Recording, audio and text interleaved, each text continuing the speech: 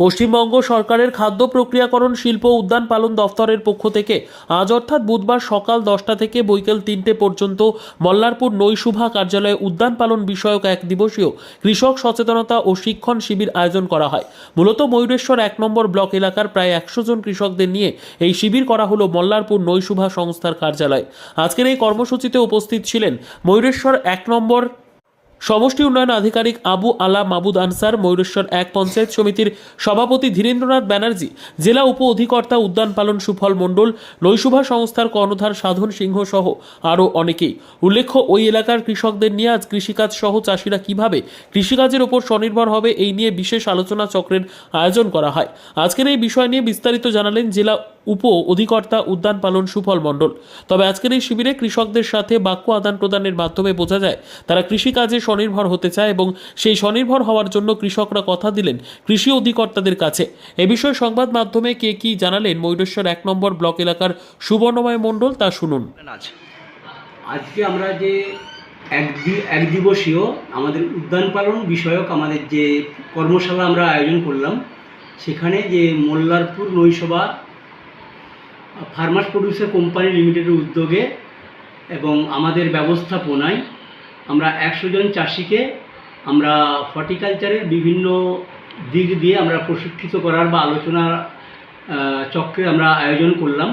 সেখানে আমরা উন্নত মানের চাষবাস পদ্ধতি, আমাদের যে বিভিন্ন যে আমাদের যে প্রোটেক্টেড স্ট্রাকচার অর্থাৎ পলি হাউস, শেডনেট হাউসের মাধ্যমে চাষবাস, তারপর হচ্ছে বর্ষাকালীন পেঁয়াজ চাষ, তারপর হচ্ছে আমাদের যে ফুড প্রসেসিং, যে আমাদের যে বিভিন্ন রকমের যে ধরুন আমাদের ডাল মিল, চাল মিল, আচার তৈরির কারখানা, টমেটো সস, তারপর হচ্ছে জ্যাম জেলি তৈরির কারখানা, এইসব বিষয়ে যে বিভিন্ন রকমের যে সরকারি সুযোগ সুবিধা যা ব্যাংকেবল ব্যাংকের মাধ্যমে, লোনের মাধ্যমে বা ক্রেডিট লিঙ্কড ব্যাকএন্ডেড সাবসিডির মাধ্যমে সেই সমস্ত দিকগুলো রয়েছে।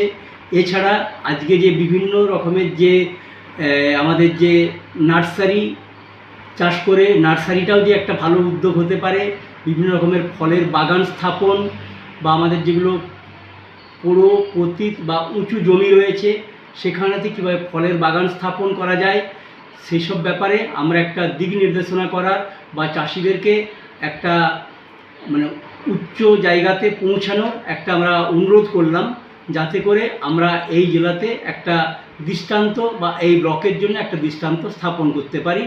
এটা ছাড়াও আমাদের যে বিভিন্ন চাষবাসের যে বিভিন্ন প্রবলেম, মানে বিশেষত রোগ পোকা, সেগুলো নিয়েও আমরা সম্যক আলোচনা করলাম বা আমরা একটা ধারণা দেওয়ার চেষ্টা করলাম, যাতে করে এই প্রশিক্ষণ এই কর্মশালা থেকে চাষিরা একটা নতুন একটা চিন্তা ভাবনা নিয়ে তারা একটা কাজে মানে নামতে পারে বা আগামী দিনে একটা দৃষ্টান্ত বা একটা বিকল্প চাষের একটা চিন্তা ভাবনা করতে পারে, এই আশা রেখেই আমরা আজকের কর্মশালাটা করলাম।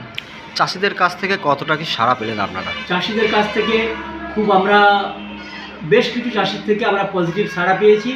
তো আজকের দিনে আমরা এখানেতে আমরা বিডিও সাহেব, আমরা এই ব্লকের বিডিও সাহেব, তারপর হচ্ছে সভাপতি সাহেব, ওনাদের উপস্থিতি আমাদেরকে অনুপ্রাণিত করেছে।